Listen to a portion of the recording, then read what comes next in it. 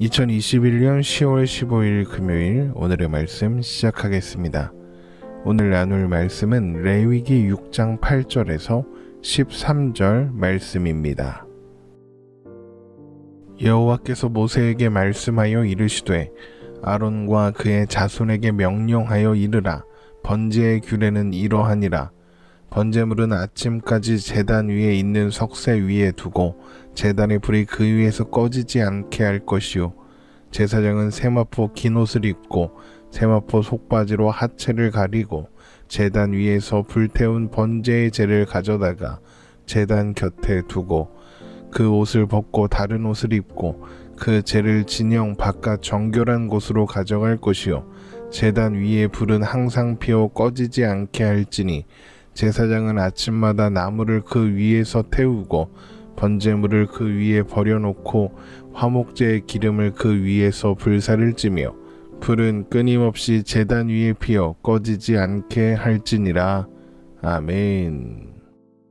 지금까지 레위기는 5가지 제사와 각 제사를 드려야 하는 정황에 대해서 설명해 왔습니다. 그리고 이어지는 말씀은 제사장들이 백성들이 회목으로 가져온 제물로 어떤 절차를 통해 제사를 진행해야 하는지, 제사장들이 어떻게 행동해야 하는지에 대해서 설명하기 시작합니다. 그래서 5가지 제사들을 설명할 때는 여호와께서 모세에게 말씀하여 이르시되 이스라엘 자손에게 말하여 이르라, 이렇게 시작되었지만 오늘 본문 말씀은 여호와께서 모세에게 말씀하여 이르시되 아론과 그의 자손에게 명령하여 이르라, 이렇게 시작해서 이제부터 말씀하시는 내용들이 제사장들을 위한 지침이라는 것을 밝히고 있는 것입니다. 첫 번째로 설명하는 제사장의 지침은 번제에 관한 것인데, 제사장은 번제물을 밤새도록 태워 제단 위에서 불이 꺼지지 않게 해야 한다는 그런 이야기입니다. 레위기 6장 8절에서 9절입니다. 여호와께서 모세에게 말씀하여 이르시되 아론과 그의 자손에게 명령하여 이르라. 번제의 규례는 이러하니라. 번제물은 아침까지 제단 위에 있는 석쇠 위에 두고 제단의 불이 그 위에서 꺼지지 않게 할 것이요. 이미 살펴보았던 것처럼 번제는 피와 가죽을 제외한 모든 것을 제단 위에 올려 태우는 제사입니다. 레위기 1장 7절에서 9절의 말씀을 보겠습니다. 제사장 아론의 자손들은 제단 위에 불을 붙이고 불 위에 나무를 버려놓고 아론의 자손 제사장들은 그 뜬 각과 머리와 기름을 제단 위에 불 위에 있는 나무에 버려놓을 것이며 그 내장과 정강이를 물로 씻을 것이요, 제사장은 그 전부를 제단 위에서 불살라 번제를 드릴지니 이는 화제라. 여호와께 향기로운 냄새니라. 그런데 그렇게 태워드리는 번제물의 냄새는 하나님께 향기로운 냄새가 된다, 이렇게 말씀하셨죠. 그렇기 때문에 밤새도록 아침까지 제단의 불이 꺼지지 않게 하여 제단 위에 올린 번제물을 남김없이 태운다는 것은 번제물을 하나님께 향기로운 냄새로 완전하게 조금도 남김없이 드린다, 이런 의미가 되는 겁니다. 그렇게 번제물을 완전히 태우고 나면 번제물의 재만 남게 되겠죠. 그러면 제사장은 세마포 긴 옷을 입고 세마포 속바지를 입어서 몸을 완전히 가린 상태로 번제단으로 가서 그 재를 모아 그 재를 잠시 제단 곁에 두고 세마포 옷을 다른 옷으로 갈아입은 후에 그 재를 진영 바깥 정결한 곳으로 가져가서 버리게 됩니다. 레위기 6장 10절에서 11절입니다. 제사장은 세마포 긴 옷을 입고 세마포 속바지로 하체를 가리고 제단 위에서 불태운 번제의 재를 가져다가 제단 곁에 두고 그 옷을 벗고 다른 옷을 입고 그 재를 진영 바깥 정결한 곳으로 가져갈 것이요. 이렇게 재를 치우는 일조차 제사장이 직접 제사장의 정복인 세마포 옷을 입어 온몸을 가리고 조심스럽게 하도록 하신 것은 번제물이 전적으로 하나님의 것이라는 것을 강조하시기 위해서입니다. 그리고 제사장이 성소에서 입은 세마포 옷을 다른 옷으로 갈아입은 후에 진영 바깥에 버리는 정결한 곳으로 가야 하는 이유는 세마포 옷을 그대로 입고 성막 바깥으로 나가게 되면 그 옷이 일반 백성들을 거룩하게 만들기 때문입니다. 에스겔서 44장 19절의 말씀입니다.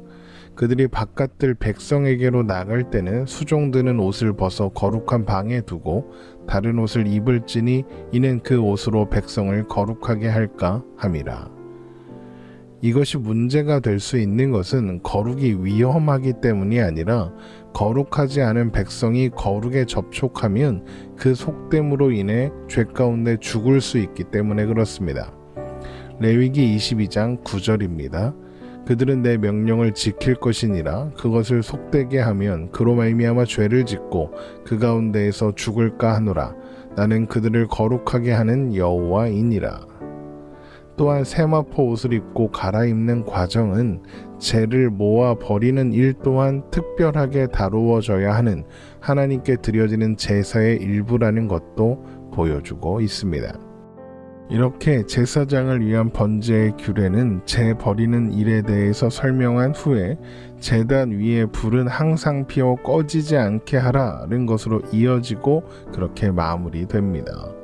레위기 6장 12절에서 13절입니다. 제단 위에 불은 항상 피워 꺼지지 않게 할지니 제사장은 아침마다 나무를 그 위에서 태우고 번제물을 그 위에 버려놓고 화목제의 기름을 그 위에서 불사를 찌며 불은 끊임없이 제단 위에 피워 꺼지지 않게 할지니라.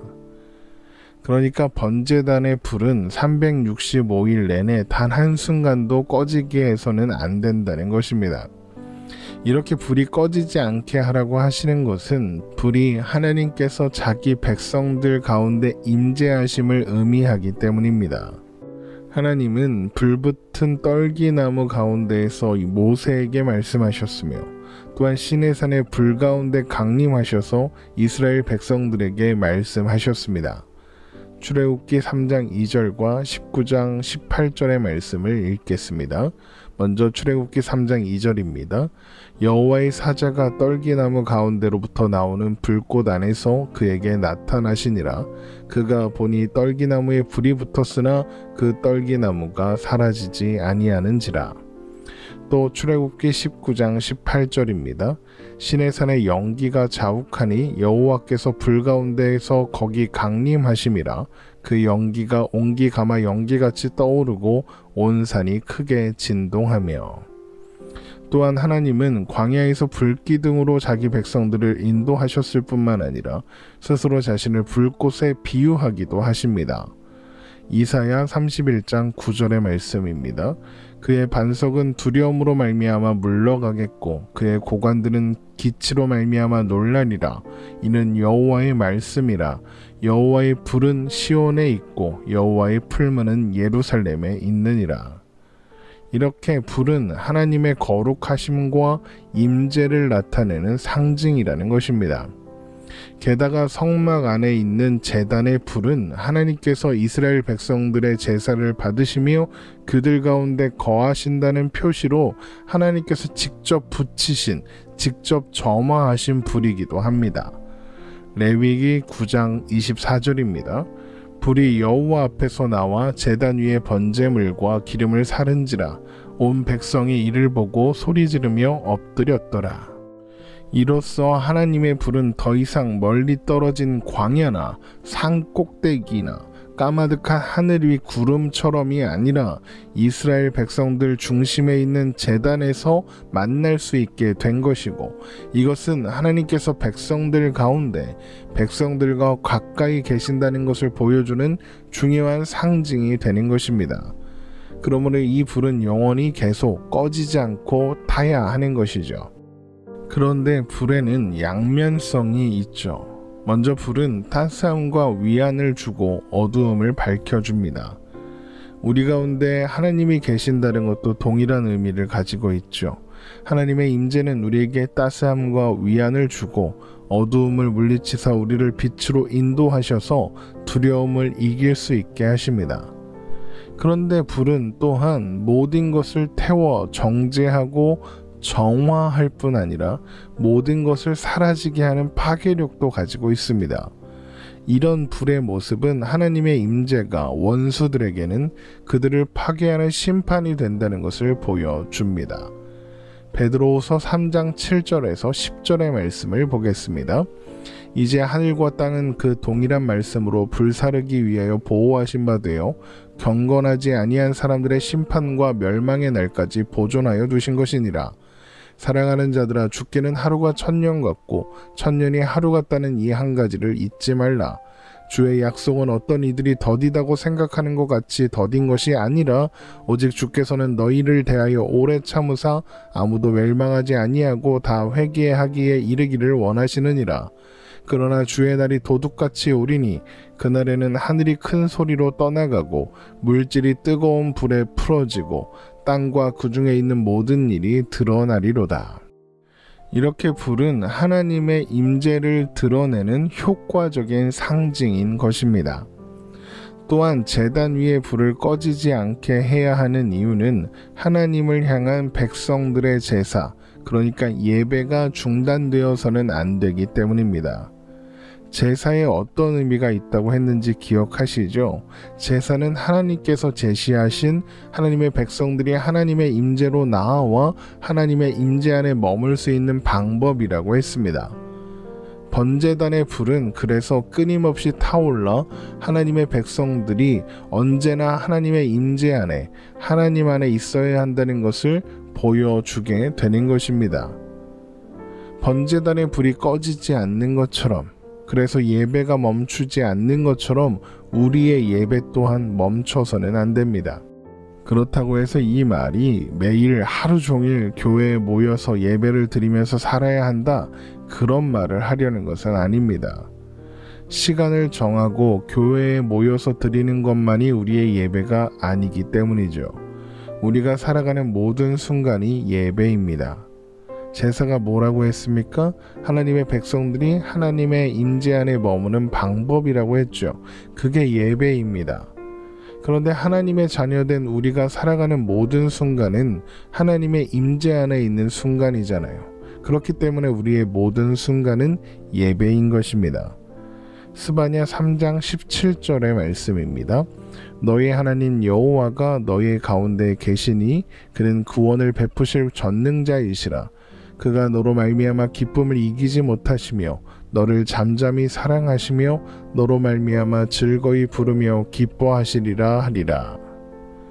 제단 위에 꺼지지 않는 불처럼 언제나 우리 안에 영원히 함께 하시는 하나님의 그 사랑, 그 마음, 그 은혜를 기억하며 오늘도 힘을 다해 살아가는, 오늘도 예배하며 살아가는 우리가 되기를 주님의 이름으로 축원합니다. 다음 주 매일 묵상 말씀은 목요일, 금요일만 업로드 됩니다.